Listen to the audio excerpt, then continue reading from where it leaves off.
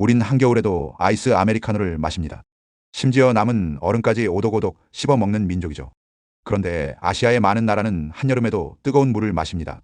왜 그럴까요? 단순한 기후일까요? 아니면 생존의 방식일까요? 중국에 가서 여름에 식당에 들어가면 웬만한 곳에서는 뜨거운 물이 나옵니다. 콜라를 시켜도 냉장고에 있던 것이 아니라 상온에 두었던 미지근한 걸 줍니다. 마트에서 생수를 사도 대부분 냉장되지 않은 물이고, 심지어 어떤 소도시에서는 뜨거운 콜라를 주기도 합니다. 이런 풍경은 중국에만 있는 게 아닙니다. 인도, 베트남, 태국, 아랍권 대부분의 나라에서는 덥고 습한 날씨임에도 불구하고 차가운 음료보다는 따뜻한 차나 미지근한 물을 마시는 문화가 자리 잡고 있습니다. 마치 더운 날씨일수록 더 뜨거운 물을 마시는 것이 몸에 좋다는 믿음이 있는 것처럼 보입니다. 이러한 현상은 문화적 충격으로 다가옵니다. 한국이나 미국, 일본 같은 국가에서 자란 사람들에겐 여름에 뜨거운 물을 마신다는 것이 쉽게 납득되지 않죠. 오히려 갈증을 해소하기 위해 차가운 얼음물을 벌컥벌컥 들이키는 것이 자연스럽습니다. 이 극단적인 문화 차이는 어떻게 형성된 걸까요? 우선은 전통의학의 영향이 큽니다. 중국의 한의학에서는 차가운 물이 위장의 기운을 손상시키고 소화장애, 감기, 피로감, 생리통 등을 유발한다고 봅니다. 중의학에서는 인체의 기와 혈이 원활하게 순환해야 건강하다고 보는데, 찬물이 이 순환을 방해한다는 인식이 있습니다. 심지어 여성은 생리기간에 찬물을 마시거나 샤워를 하면 몸이 차가워지고 장기적으로는 불임의 위험까지 생긴다고 경고하기도 합니다. 인도의 아유르베다 역시 비슷합니다. 아유르베다에선 찬물은 소화력을 약화시키고 몸 안에 에너지를 깨뜨리는 것으로 여겨집니다. 특히 식후에 찬물을 마시면 위장에 충격을 줘서 제대로 된 소화가 이루어지지 않고 이로 인해 독소가 몸 안에 쌓인다고 설명하죠. 그래서 인도인들은 심지어 여름에도 뜨거운 마살라 차이 밀크티를 즐겨 마십니다. 하지만 전통 의학만이 이 문화를 설명할 수는 없습니다. 중국에서 뜨거운 물을 마시는 것이 전국적인 습관으로 자리 잡게 된 계기는 19세기 말 상하이를 덮친 콜레라 사태였습니다.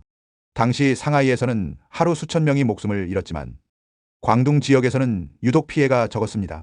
알고 보니 광둥 사람들은 일상적으로 물을 끓여 마시고 있었던 겁니다.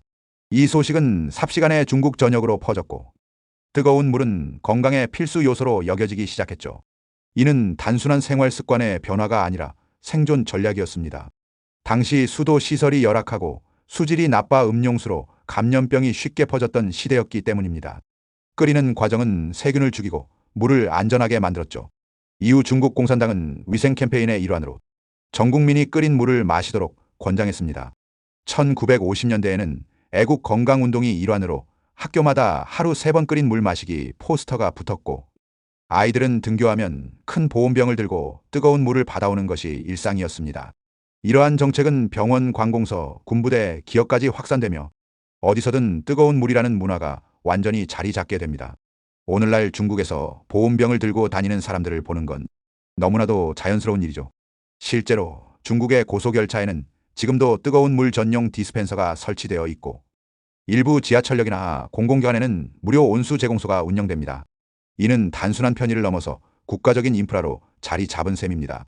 비단 중국만의 이야기는 아닙니다. 일본의 경우 집이나 사무실에서 늘 따뜻한 보리차나 녹차를 준비해두는 경우가 많습니다.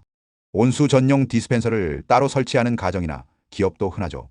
일본에서는 차 문화가 뿌리 깊게 자리 잡고 있어서 녹차나 보리차는 단순한 음료가 아니라 식사의 일환으로 여겨집니다. 심지어 병원에서도 환자에게 따뜻한 차를 제공하는 경우가 있을 정도입니다.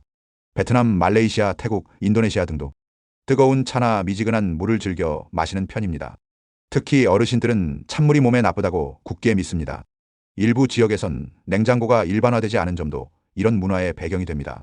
코로나19가 퍼지던 2020년 뜨거운 물에 대한 믿음은 다시 부활했습니다. 중국을 포함한 동남아 국가에서는 뜨거운 물이 면역력을 강화하고 감기를 예방한다는 소문이 돌면서 보온병 판매량이 급증했죠. 실제로 중국 내에선 한 해 동안 보온병 판매가 40% 이상 증가했습니다. 이는 단순히 전통적 관념의 재확인이 아니라 불안한 시대에 사람들이 본능적으로 찾은 위안이기도 했습니다. 건강 불안이 커질수록 사람들은 익숙하고 안전하다고 믿는 방식을 따르게 되는데 뜨거운 물은 그 상징적인 예로 자리 잡았습니다. 반면 한국, 일본, 영국, 뉴질랜드, 북유럽 등은 수돗물의 수질이 워낙 좋아 굳이 끓이지 않아도 되는 환경이었습니다. 특히 한국과 일본은 전국 어디서나 깨끗한 지하수를 이용할 수 있었고, 냉장고와 얼음 생산 기술이 빠르게 보급되면서 차가운 물이 오히려 상쾌하고 기분 좋은 문화로 자리 잡았습니다. 영국이나 북유럽 같은 나라도 마찬가지로 여름이 짧고 기온이 낮은 환경 덕분에 따뜻한 물보다는 차가운 물이 일반적이었고, 수돗물도 바로 마실 수 있다는 믿음이 강하게 자리 잡았습니다. 미국도 비슷한데 패스트푸드점이나 레스토랑에 가면 기본적으로 차가운 물이 제공됩니다. 얼음이 가득 담긴 컵은 미국 식문화의 상징 중 하나이기도 하죠. 세계보건기구 WHO는 건강한 성인을 기준으로 물이 온도 자체에 대한 제한은 없다고 밝혔습니다. 다만 위장질환자나 면역력이 약한 사람에겐 미지근하거나 따뜻한 물이 도움이 될 수 있다고 권장하죠. 결국 중요한 건 온도가 아니라 수분 섭취 자체입니다. 뜨겁든 차갑든 충분히 마시는 게 더 중요하다는 겁니다. 오히려 지나치게 뜨거운 물은 식도암 위험을 높인다는 연구도 있습니다. 2016년 국제암연구소와연은 65도 이상의 뜨거운 음료를 반복적으로 마실 경우 식도 점막 손상 위험이 증가한다며 경고한 바 있습니다. 그렇다면 결론은 뭘까요? 뜨거운 물을 마시는 건 결코 비합리적인 행위가 아닙니다. 수질이 나쁘거나 병이 쉽게 퍼지는 환경에서는 물을 끓이는 것 자체가 생존이었습니다. 반대로 수질이 좋고 냉장 기술이 발달한 나라에서는 차가운 물이 일상적인 음용 문화로 자리 잡은 것이죠. 이처럼 음료의 온도는 단순히 취향이나 유행이 아니라 오랜 세월 동안 형성된 역사적, 환경적, 사회적 맥락이 담겨 있는 결과물입니다. 우리가 무심코 마시는 물 한 컵에도 각자의 문화와 생존의 흔적이 깃들어 있다는 사실은 결코 가볍게 여길 수 없습니다. 글로벌 시대를 살아가는 오늘날, 이런 문화 차이는 때로는 소소한 충돌을 낳기도 합니다. 한국인 관광객이 동남아에서 얼음 없는 물을 받고 당황하거나, 중국인이 한국 식당에서 뜨거운 물을 요구했다가 난처한 상황을 겪는 일은 흔합니다. 기업들도 이런 문화를 이해하지 못하면 실패하기 쉽습니다. 국제 커피 브랜드 스타벅스는 중국 진출 초기 아이스 아메리카노보다 뜨거운 티를 전면에 내세우는 전략으로 전환한 바 있습니다. 심지어 항공사 기내식 구성에도 영향을 미칩니다.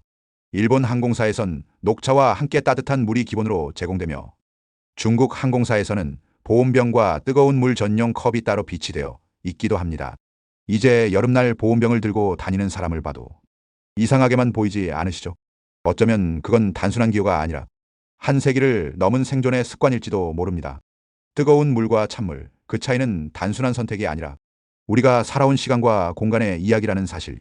다음번 물을 마실 때 그 온도에 담긴 의미를 한 번쯤 떠올려 보시는 건 어떨까요?